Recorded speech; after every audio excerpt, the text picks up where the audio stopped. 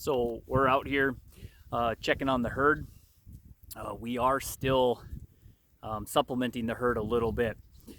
Normally, we would already be out on grass here, but on some stockpiled grass. But because of the drought last year, we had to graze everything we could, and then we had to supplement after that. And so where the herd is out right now, kind of can explain this a little bit. So where the herd is right now is actually some seeded cover crop ground. So we've utilized, there's on this specific location, there's two places that used to be seeded into like a monoculture crop.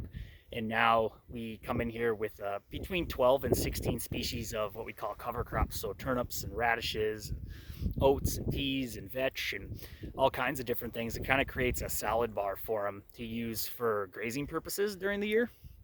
And then in the wintertime, specifically going into spring, as soon as it starts getting warm enough and the grass starts activating, some of those crops will actually start growing a little bit.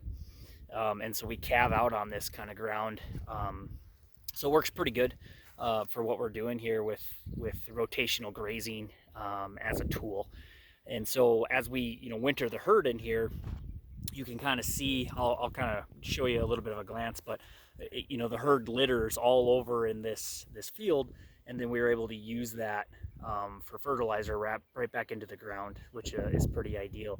So where the herd is right now, the cows that are the females or mother cows that are here, most of them are either really close to calving, or they have newer calves that were born within the last couple weeks. But the really new calves are kind of in the nursery, we call it, and that's on a different spot here. So if we go, I'll kind of take you through the herd here, and then we'll pan around the back of the tractor. It's a little bit windy, so you can kind of see there's a couple that are getting really close to calving, but way back over there in this field, that would be what we call the nursery. And so the camera kind of can't pick it up, it's a little blurry, but those are all bison mothers that have babies with them that are really new. And so they were up here, and then they all took off because they had seen enough, and that's where they're at. So we run our herd as natural as possible, and so the bulls are here. There are 5 herd bulls, but this is the kind of the king of the herd right here. His name is Edge, and he's a big boy, but he's 13, so he's got a few years left in him. His buddy right to the right of him, we call that bull Dakota Gold. He's gonna be the next top breeder in this herd. So we really like these guys. They have excellent calves.